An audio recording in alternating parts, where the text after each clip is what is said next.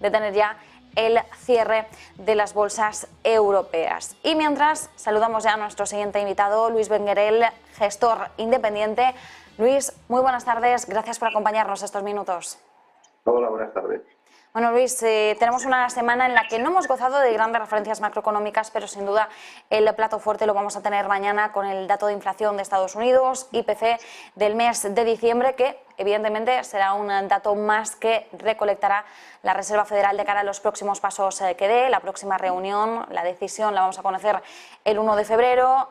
Al día siguiente, por cierto, el 2 de febrero, tendremos la decisión de política monetaria del Banco Central Europeo y, mientras tanto, bueno, afrontamos un 2023, un inicio de año con grandes temores que ya arrastrábamos de 2022, por supuesto con la amenaza de recesión todavía sobrevolando sobre nuestras cabezas, pero si nos centramos en primer lugar en el dato que conoceremos mañana, ¿alguna sorpresa, algún aspecto relevante que tengamos que tener en cuenta de cara al conocimiento de este nuevo dato? La verdad es que no, la verdad es que el mercado empieza ya a ir descontando que la inflación americana se va a ir reduciendo poco a poco y pues, en principio hemos visto actuar, como hemos comentado los últimos meses, muy rápido la FED y lo ha hecho bien y el ejemplo lo tenemos en las materias primas que han reducido el precio de forma muy importante y más tarde o más pronto se viene reflejando en la economía en el día a día. Otra cosa es Europa, pero también es importante que las materias primas, al comprarlas en dólares y los mercados están reflejando ahí, pues también más tarde, más pronto lo vendrá reflejado. Por otro lado, como bien comentabas tú, el caso del BCE, pues bueno, ha ido tarde, lo hemos comentado creo todos y ya veremos lo que pasa. Es más complicado. En cuanto a lo que estabas comentando del tema de Estados Unidos, la parte positiva, ayer mismo vimos comentarios del CEO de JP Morgan que ya venía suavizando un poco lo que había dicho hacía aproximadamente medio año, que era muy catastrofista, y fue cuando entonces un poco la FED empezó a cambiar un poco el chip en cuanto a subidas rápidas y radicales de tipos de interés, y supongo que ya están viendo que pues un poco más la luz al final del camino, que es lo que venimos diciendo, que el primer semestre de Estados Unidos puede ser un poco más tocado, pero de cara al segundo semestre ya se daría la vuelta y el mercado pues posiblemente lo vaya interpretando así, y el ejemplo está que de momento estamos en un inicio de año bastante tranquilo, cosa que no siempre es así. Lo importante, como decías, también esa reunión del Banco Central Europeo. Estamos recolectando todos los mensajes que nos van llegando, bueno, a uno y otro lado del charco, porque respecto a la FED parece que está ganando cada vez más peso el hecho de que no vamos a ver un recorte de tipos hasta 2024. En el caso del Banco Central Europeo ya es la segunda vez, y hoy ha ocurrido esa segunda vez, que un miembro del organismo que preside Christine Lagarde nos dice que probablemente el tipo terminal lo veamos ya en verano, es decir, que ahí se produzca ese parón en las subidas de tipos de interés. ¿Qué posibilidades ves a que efectivamente esto sea así? Es decir, que a mitad de 2023 ya tengamos esa pausa que no sabemos, eso sí, hasta qué punto podría prolongarse.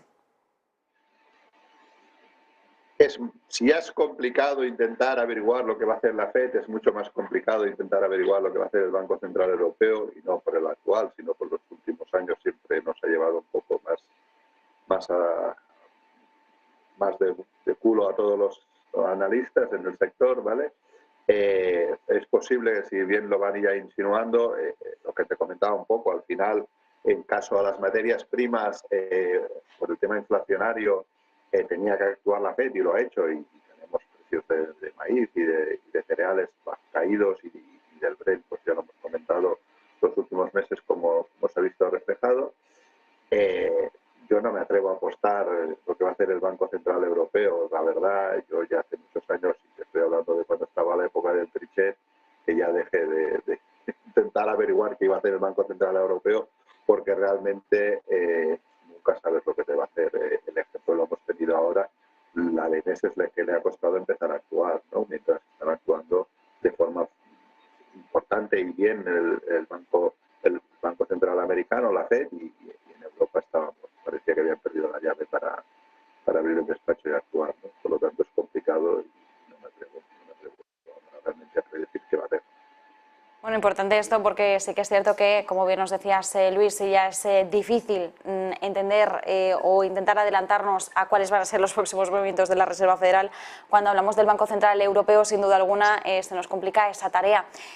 Más allá de esto, probabilidades de recesión. Mucho hemos estado hablando sobre la probabilidad de una recesión este 2023, lo estuvimos hablando en meses anteriores, en la última recta final de 2022, y dábamos por hecho que vamos a tener una recesión en Europa, en la eurozona. Es más, el Banco Central Europeo, volviendo a mencionarle, le costó bastante, pero al final llegó a reconocer que en su escenario central vislumbraban una recesión, pero que iba a ser corta y suave.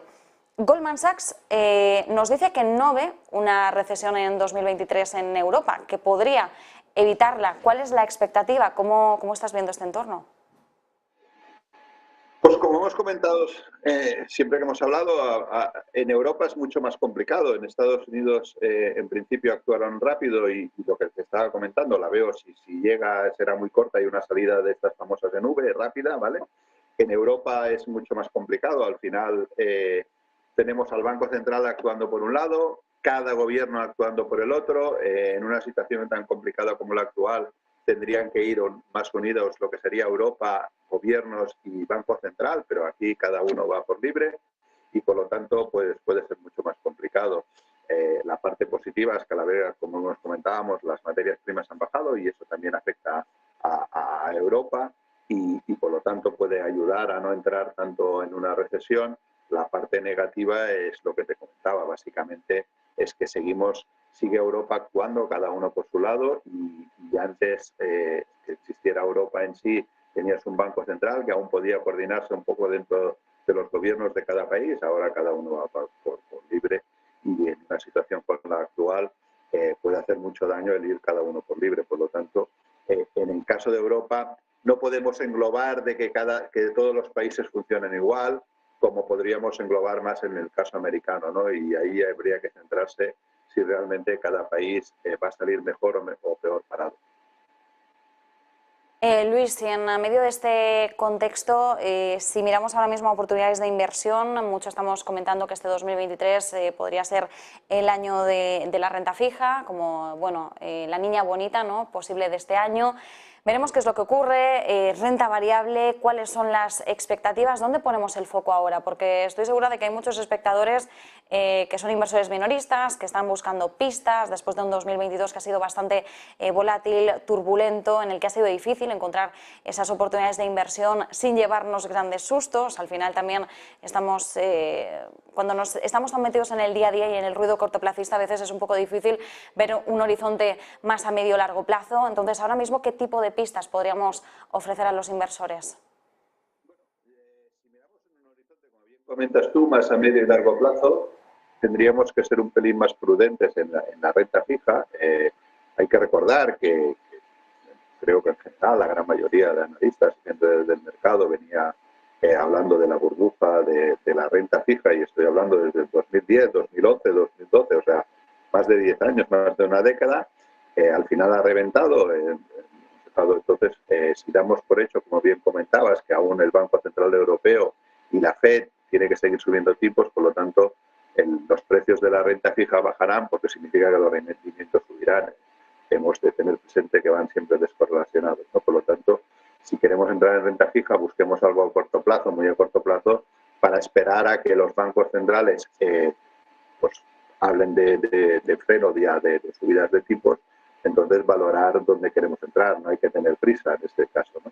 En el caso de la renta variable, yo creo que si tenemos un susto por temas de datos económicos y así, pues en el caso americano podría ser un momento interesante de entrar si damos por hecho de que podemos tener un susto de pequeña primer trimestre malo y luego a partir del segundo semestre empezar a recuperar. Y bueno, y siempre al final, sobre todo, creo que nos falta, bueno, a veces nos falta memoria en el mercado. Hay que tener presente que cuando estamos hablando de Estados Unidos, muchas veces del Nasdaq, las caídas que hemos visto este año, no son nada si miramos a medio y largo plazo, porque hay que recordar que han doblado o triplicado muchos valores. El propio índice desde los mínimos que vimos cuando el 2020 en COVID, por lo tanto estamos hablando que en 2 años llegó a doblar y triplicar algunos valores o incluso mucho más, y en el caso del índice, por lo tanto, una corrección como hemos visto el año pasado, no pasa nada.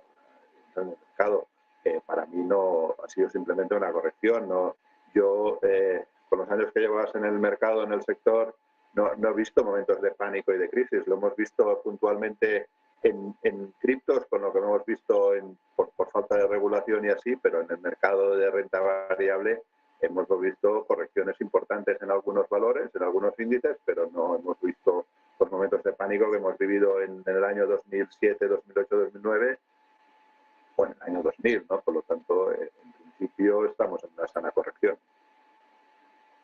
Pues nos quedamos con estas claves, con ese análisis. Luis Benguerel, gestor independiente, muchísimas gracias.